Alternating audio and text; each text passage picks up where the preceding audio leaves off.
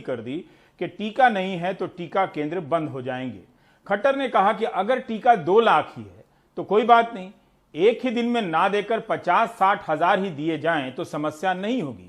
अब यह साफ नहीं हो सकता है कि यह उनका अपना मॉडल है या भारत सरकार भी इसी मॉडल पर चल रही है। ड्रामा करने के लिए क्या किया, कल से मेरे वैक्सीनेशन सेंटर सारे बंद। क्यों बंद? क्योंकि मुझे टीके नहीं मिले हैं।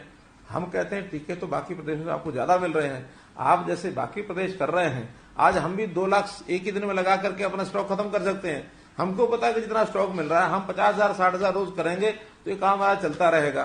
तो ये सूझबूझ अरविंद केजरीवाल को रखनी चाहिए। आपदा में आइडिया इसी को कहते हैं।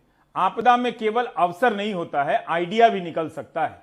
खट्टर साहब यह आइडिया लगाना भूल गए होंगे कि कम टीके होंगे तो टीका केंद्र जल्दी बंद हो जाएंगे। उसका क्या रास्ता निकाला जाए? क्या 1 घंटे में 1 टीका लगाया जाए टुकुर टुकुर? वैसे खट्टर साहब को यही बात प्रधानमंत्री से पूछनी चाहिए थी कि जब टीका ही कम है तो 18 साल तक के लिए टीका जाए टुकुर टुकुर। वैसे खट्टर साहब को यही बात प्रधानमंत्री से पूछनी चाहिए थी कि जब टीका ही कम है तो 18 साल तक के लिए टीका की अनुमति क्यों दी गई। लेकिन हिंदी की कक्षा में गणित का सवाल पूछने से कौन रोक सकता है, इसलिए यह सवाल केजरीवाल जी से पूछ लिया।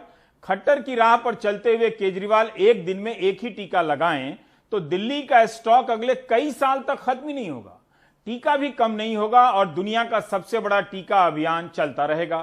केजरीवाल ने इसके जवाब में ट्वीट किया है कि खट्टर साहिब, वैक्सीन से ही लोगों की जान बचेगी, जितनी जल्दी वैक्सीन लगेगी उतने